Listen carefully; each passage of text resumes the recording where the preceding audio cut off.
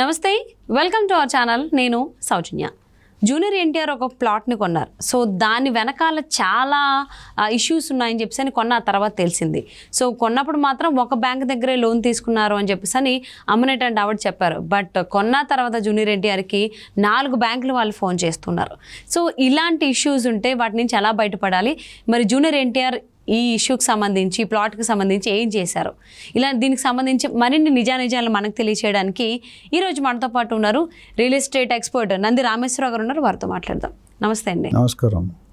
Junior NTR ఎప్పుడు ఒక plot కొన్నారు. కొన్నప్పుడు మాత్రం ఒక బ్యాంక్ దగ్గరే లోన్ ఉంది, ఇంకేమీ లేదు అని చెప్పినట్లుగా, ఓనర్ చెప్పినట్లుగా జూనియర్ ఎన్టీఆర్కి తెలుస్తుంది.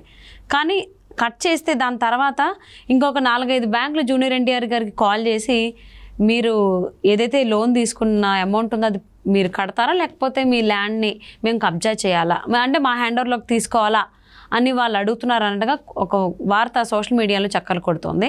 సో ఈ వార్తలు అసలు వాస్తవాలు ఏంటి, నిజాలు ఏంటి అంటారు? ఇది చాలా పెద్ద సబ్జెక్ట్ అమ్మా. ఎందుకంటే రియల్ ఎస్టేట్ అనలిస్ట్ని మీరు సెలబ్రిటీ విషయాలు అడిగితే మాకు ఎట్లా తెలుస్తాయి? ల్యాండ్ కొద్ది లింక్ ఉందనుకోండి, మీరు ఏదన్నా చెప్పగలుగుతారు కదా, ఎక్స్పర్ట్ కాబట్టి. అంటే 1 సంవత్సరం కాదు కదా, ఆల్మోస్ట్ కొన్ని సంవత్సరాల నుంచి ఇక్కడే ఉన్నారు.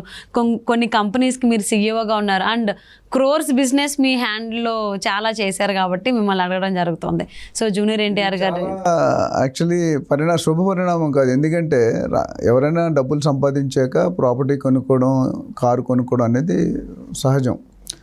ఈ డీల్ అయినప్పుడు జూనియర్ ఎన్టీఆర్ గారి వయసు నాకు తెలిసి 20 నుండి 22 సంవత్సరాల మధ్యలో ఉంది. 2003లో కొన్నారు. ఇది 2003లో 35-36 లక్షలు కొన్నారని వార్త. అంత ప్రూఫ్స్ లేవు కానీ బట్ మీడియాలో.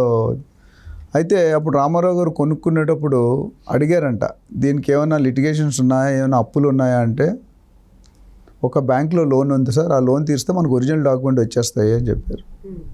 సరే, ఆయన ఎంతమ్మా అన్నాడు. ఎంత అప్పుడు 5-6 లక్షలు ఎంత ఉందో తెలియదు. తీసుకొని క్లోజ్ చేశారు. క్లోజ్ చేసి ఒరిజినల్ డాక్యుమెంట్ తీసుకున్నారు, మిగతా డబ్బులు ఈవిడికి ఇచ్చారు, రిజిస్ట్రేషన్ చేసుకున్నారు.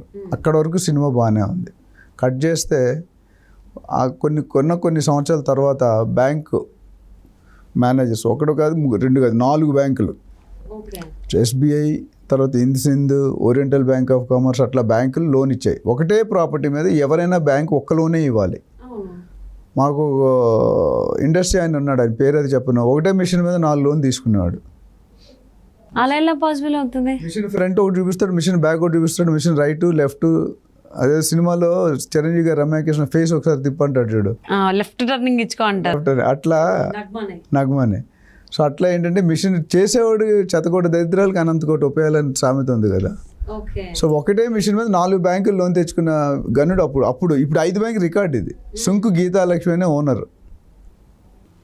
అంత ఆవిడ చేసిందంటారా ఈ లోన్లకు సంబంధించి?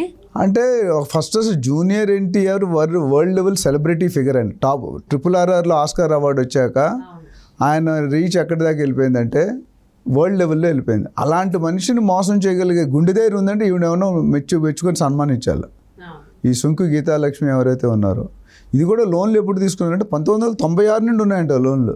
96 నుంచి 5 బ్యాంకులో లోన్లు. 3 బ్యాంకులు తెలియదు టోటల్గా. ఇప్పుడు యాజ్ ఆఫ్ 5 బ్యాంకులు, అంతకుముందు 2-3 ఉండి ఉంటాయి.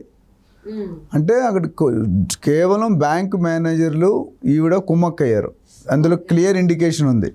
ఇప్పుడు మన ఇండియాలో డబ్బులు పెడితే ఏదైనా జరుగుతుంది కదా, కానీ బ్యాంకులకి రూల్ ఉంటుంది. సిడిఎస్ అని సిస్టమ్ ఉంటుంది, సెంట్రల్ డేటా బ్యాంక్ సిస్టమ్ అని. అందులో ఒక బ్యాంకు ఒక ప్రాపర్టీ మీద లోన్ ఇస్తే అది రిఫ్లెక్ట్ అయిపోయి ఈ నెక్స్ట్ టైం ఓపెన్ చేస్తే ఈ ప్రాపర్టీ మీద ఈ బ్యాంక్ లోన్ ఇచ్చింది అని ఉంటుంది.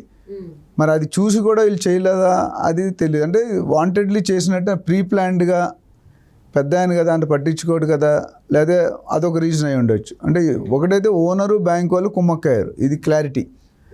రెండోది జూనియర్ ఎన్టీఆర్ గారు తక్కువ రేట్ వస్తుందని కొన్నారేమో అయ్యి ఉండొచ్చు. ఎందుకంటే 36 లక్షలు ఇప్పుడు 25 కోట్ల వాల్యూ. లేదా జూనియర్ ఎన్టీఆర్ ఎవరైనా వెల్ విషర్ కానీ ఫ్రెండ్స్ కానీ ఇన్ఫ్లుయెన్స్ చేశారా అంటే ఇది తెలియదు. ఇవన్నీ డౌట్స్. అట్లానే ఇప్పుడు ఈ బ్యాంక్ వాళ్ళు చాలా హెరాస్మెంట్ పెడుతుంటే ఆయన ఏం చేస్తారంటే డిఆర్టీ అనే బాడీకి వెళ్ళారు, డెట్ రికవర్ ట్రిబ్యునల్. అదొక బాడీ మాట ఇలాంటి అసెట్స్కి. సో ఏం చేశారంటే వెళ్తే ఆయనకి ఎగ్నెస్ట్గానే ఆర్డర్ వచ్చింది, మీరు కట్టాలి బాబు, లోన్ అయినా కట్టాలి, ఇల్లు అయినా అప్పచెప్పేయాలని ఆయన కూడా ఇచ్చారు, గవర్నమెంట్ బాడీ అది. సో అప్పుడు ఆయన ఇంకా టెన్షన్ స్టార్ట్ అయ్యింది. స్టార్ట్ అయ్యి హైకోర్టుని ఆశ్రయించారు.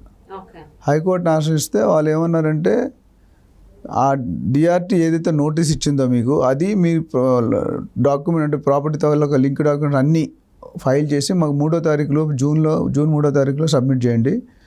జూన్ 6ని విచారణ చేస్తాం, విచారణ చేసి దాని మీద మా రిజల్ట్ అనేది ఏంటి పరిగణిస్తాం, అప్పుడు ఎవరు పనిష్ అవ్వాలి, ఎవరు పెనాల్టీ కట్టాలి అనేది చూసుకుంటా ఉన్నారు.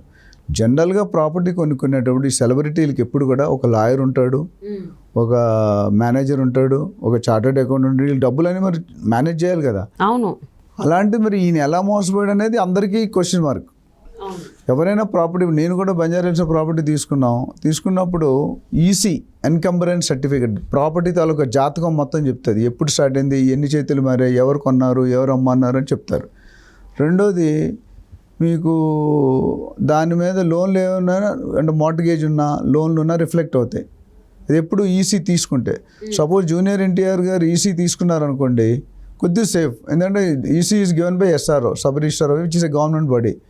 సో వాళ్ళ మీద కూడా కొద్దిగా వాళ్ళు ఇచ్చారంటే గుడ్డుగా ఇవ్వకూడదు కదా. ఒకవేళ ఈయన ఈసీ తీసుకోకపోతే ఈయనదే తప్పు. అట్లా లీగల్ ఒపీనియన్ తీసుకున్నారా, లింక్ డాక్యుమెంట్ చెక్ చేశారా, ఈ 3 పాయింట్లు ఎవరైనా చిన్న పిల్లలైనా 10 లక్షలు 20 లక్షలు పట్టుకొని ఇవన్నీ కనుక్కుంటారు. ఆ స్టెప్స్ ఏవి ఇక్కడ జరిగినట్టు అక్కడ దాఖలాలు లేవు. అది మనకి రిజల్ట్లో అంటే కోర్టు వాదనలో మనకు బయటపడతాయి. ఇవన్నీ చూసుకుంటే బ్యాంకు పక్క నుండి ఒకరు కాదు 4 బ్యాంకులు. సో ఓవరాల్గా 5 బ్యాంకుల దగ్గర ఆవిడ లోన్ తీసుకున్నారు. అంటే ఆవిడ చాలా గ్రేట్. ఎందుకంటే ఒక సెలబ్రిటీనే మోసం చేయడానికి తెగించిందంటే ఆవిడకి ఎంతో బ్యాక్గ్రౌండ్ ఉండాలనేది నా అపోహ. బట్ రియల్లీ ఇది మనకి ఇది ఎందుకు మాట్లాడుకుంటే ఇప్పుడు కొనుక్కునే వాళ్ళకి సజెషన్ అంటే డోంట్ జస్ట్ బ్లైండ్లీ ఇచ్చేకండి డబ్బులు. నేను చెప్పిన ఈ 3 కంపల్సరీ, లీగల్ ఒపీనియన్ తీసుకోండి, అట్లానే ఈసీ తీసుకోండి, అట్లానే లింక్ డాక్యుమెంట్స్ అన్నీ చెక్ చేయించుకోండి, పర్మిషన్లు అన్నీ చెక్ చేసుకోండి, రేరా ఉందా, డిటీసీ ఏది ఉంటుంది అన్నీ చేసుకొని కొనుక్కుంటే మీకు సేఫ్టీ ఉంటుంది. ఎందుకంటే ఇప్పుడు ఈయన కొనేది రోడ్ నెంబర్ 75 జూబ్లీ హిల్స్ 681 గజాలు, చాలా ప్రైమ్ ఏరియా జూబ్లీ హిల్స్ అంటే. సో ఇది చాలా అంటే ఏమంటావు పరిణామం, మంచి సూచన ఇవ్వట్లేదు, మంచి ఇండికేషన్ ఇవ్వట్లేదు. ఇంకా ఇలాంటి చీటింగ్ జరుగుతుంది. ఇప్పుడున్న డిజిటల్ వరల్డ్లో అన్ని ఫెసిలిటీస్తో అన్ని సపోర్ట్స్తో ఉన్నప్పుడు కూడా జరుగుతున్నాయి. So only what all we can do is you can only wish junior NTR a good luck on 6th June so that he has to come out with the problem without any problem. నిజంగా అక్కడ తేలింది అనుకోండి, ఇవన్నీ తీసుకోలేదు, proper exercise చేయలేదు అనేది, then the court is final to take a decision.